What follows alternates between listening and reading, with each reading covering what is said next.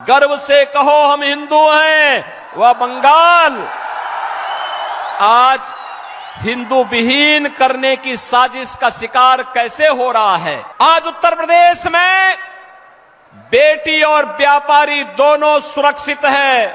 पिछले 7 वर्ष में उत्तर प्रदेश में कोई दंगा नहीं हुआ, कोई दंगा नहीं हुआ। बंगाल को फिर से सोनार बांग्ला बनाने के संकल्प को आगे बढ़ाने का आश्वासन देने के लिए भारतीय जनता पार्टी आपके पास आई है। अगर ये दंगाई उत्तर प्रदेश में इस प्रकार से अत्याचार करते, अब तक मैं इनको लटका करके, उल्टा लटका करके ठीक कर देता और वह हाल इनके कर देते कि इनकी 7 पीढ़ियां भूल जाती कि दंगा कैसे होता है। जैसे यहां पे राम की पूजा होती है, ऐसे ही उत्तर प्रदेश में मां दुर्गा की पूजा होती है बड़े बड़े अनुष्ठान के साथ। जैसे बंगाल में होती है वैसे मां दुर्गा का अनुष्ठान। बंगाल से ही गए हुए कलाकार वहां मूर्ति बनाते हैं, वहां पे अनुष्ठान होते हैं, बड़े बड़े आयोजन होते हैं, बड़े बड़े पंडाल लगते हैं, भव्य आयोजन होते हैं। लेकिन न तो रामनवमी के अवसर पर और न ही नवरात्रि के अवसर पर ही उत्तर प्रदेश में कोई दंगा नहीं होता। आखिर बंगाल में रामनवमी के अवसर पर और बैसाखी के अवसर पर दंगे क्यों हुए, मैं बंगाल की सरकार से पूछना चाहता हूं।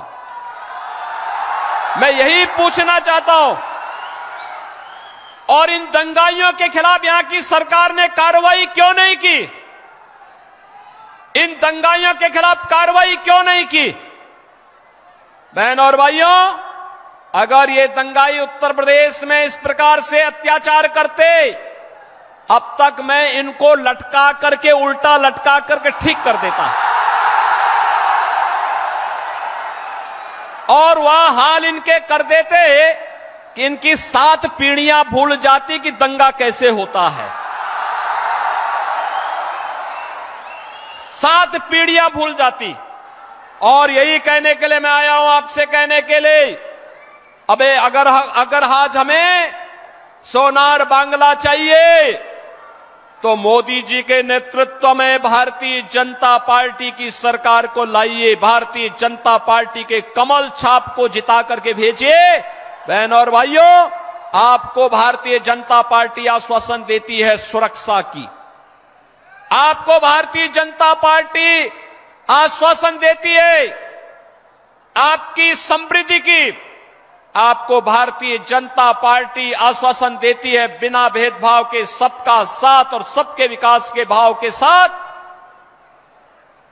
बंगाल को फिर से सोनार बांग्ला बनाने के संकल्प को आगे बढ़ाने का आश्वासन देने के लिए भारतीय जनता पार्टी आपके पास आई है। कांग्रेस हो या तृणमूल कांग्रेस, ये दोनों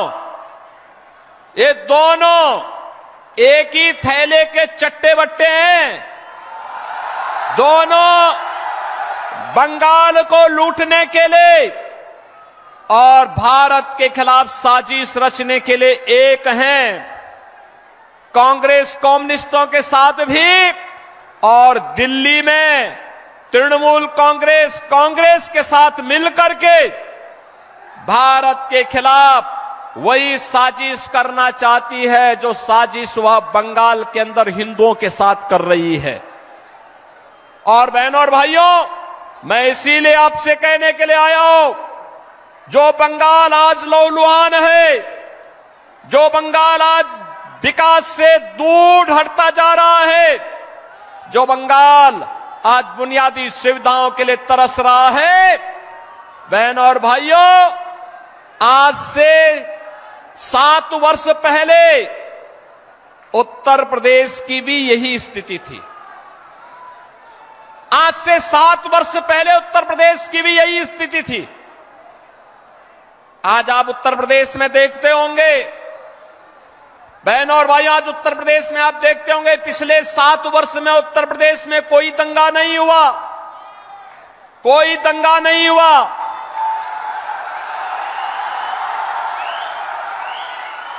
उत्तर प्रदेश में कोई कर्फ्यू नहीं लगा। आज उत्तर प्रदेश में बेटी और व्यापारी दोनों सुरक्षित है। कोई रंगदारी नहीं वसूल सकता, कोई दंगा नहीं कर सकता, कोई अराजकता नहीं फैला सकता।